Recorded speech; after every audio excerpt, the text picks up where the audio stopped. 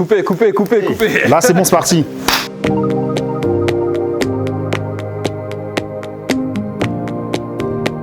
Bonjour à tous, ici Kara Diaby, président de Ripat Africa. On a une grande nouvelle à vous annoncer. On a levé 120 000 € pour les investir dans Kemet Automotive. Rui, comment ça va? Ça va très bien et toi, Kara? Très bien, la forme. Est-ce que tu peux te présenter et présenter Kemet? Bah écoute, comme tu sais, je m'appelle Rui Mendes da Silva, je suis cofondateur de Kemet Automotive. Donc Kemet Automotive, c'est une marque automobile, c'est la première marque de voiture électrique made in Africa. Donc l'idée, c'est de faire le design, la conception technique et l'industrialisation de voitures électriques en Afrique. Donc pour participer au développement économique du continent avec la partie industrielle, mais aussi améliorer la mobilité des populations avec des véhicules qui sont propres, qui sont connectés, qui sont voilà, dans l'air du temps. Et j'imagine que pour développer tout ça, tu as besoin d'argent.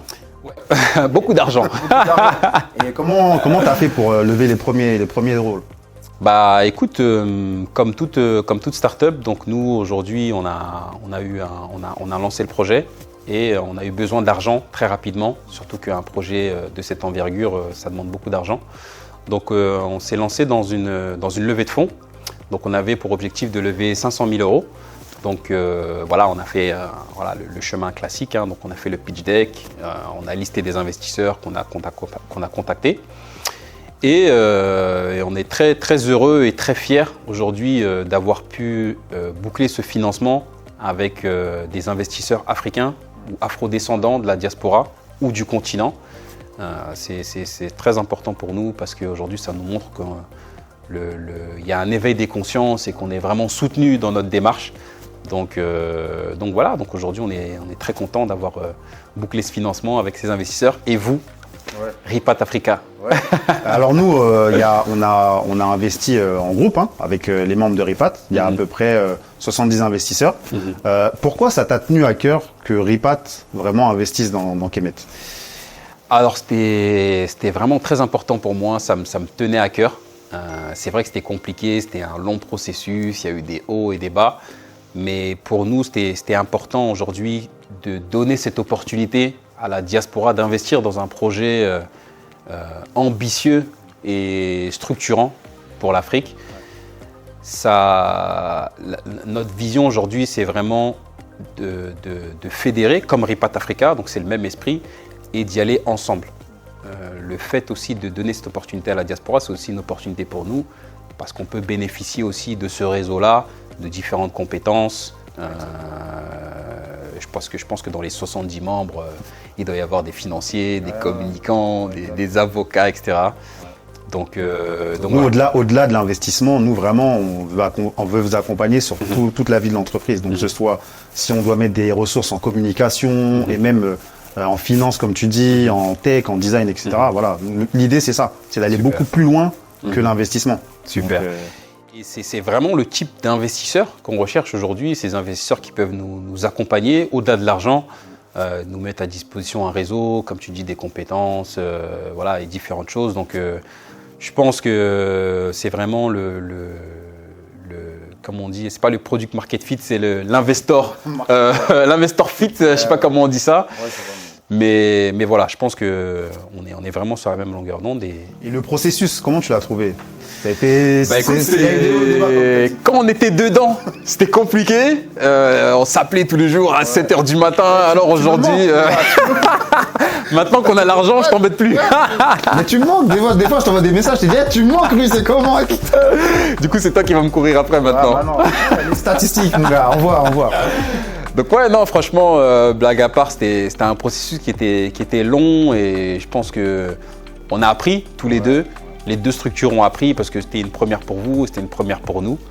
Mais je pense que comme on avait la même vision, on arrivait quand même à chaque fois à tempérer les choses et à garder le but final. Mais ce qui est important de dire, c'est que c'était très structuré. Ouais. Que ce soit au niveau juridique, au niveau… Voilà, parce que souvent, on peut se dire, bon, on envoie les sous, etc. Mais derrière, il n'y a pas le cadre qui va. Et le jour où il y a des problèmes, on ne sait pas comment faire. C'est ça. Et nous, c'est quelque chose aussi qui nous a impressionnés, ce professionnalisme sur le plan juridique. Voilà, parce qu'on a tendance à dire que voilà, la communauté africaine n'est pas organisée, que souvent on n'est pas pointilleux sur les choses. Mais là, vraiment, voilà, la partie juridique surtout a été bien gérée. Et voilà, c'est ce qu'on cherche, c'est l'excellence. Donc c'est aussi l'ADN de Kemet. Donc ce qu'on a retrouvé chez vous, c'est vraiment faire les choses à un très très très haut niveau, quoi. Donc on s'est bien retrouvé. Ouais, merci. Et quels sont les next steps pour Kemet là, pour les 6 prochains mois? Alors nous là, les prochains steps, donc c'est de faire un événement de lancement, donc de présenter le premier prototype qu'on a fabriqué. Il sera invité ou? Bien sûr, en VIP. En VIP. Donc vous êtes 70, vous êtes un peu beaucoup. Je sais pas comment on va faire.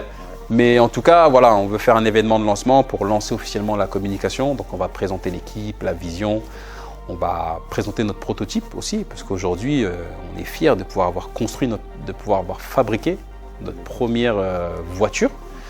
Et donc ensuite, on est en parallèle, on est sur la levée de fonds, seconde levée de fonds.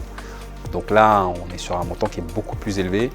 Donc pour aller plus loin dans l'ingénierie, aller plus loin dans le design, préparer la partie industrielle et potentiellement lancer une première partie de la production. Ok, super. Donc ça, c'est dans les 6 prochains mois? Voilà, c'est ça. On est déjà en plein dedans. On a déjà commencé les rendez-vous avec des fonds. Voilà, c'est un autre niveau. Je me prenais la tête avec toi, mais là, je me dis en fait, Kara, il était cool. Donc c'est un autre niveau, mais voilà, je pense qu'on a été à bonne école sur le premier tour. Et voilà, on est quand même bien entouré aussi. On a des structures qui nous accompagnent. Donc voilà, d'ici la fin de l'année, ça sera bouclé. Et voilà, on va avancer. Ouais. Qu'est-ce qu'on peut te souhaiter alors pour la suite? Bah, déjà, une santé de fer. Entreprendre, c'est pas facile.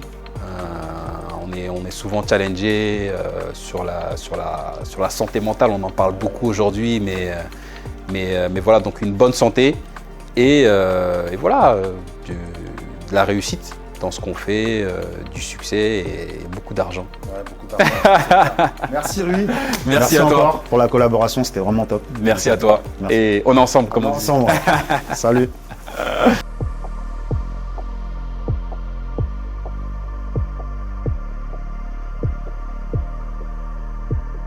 Très droite.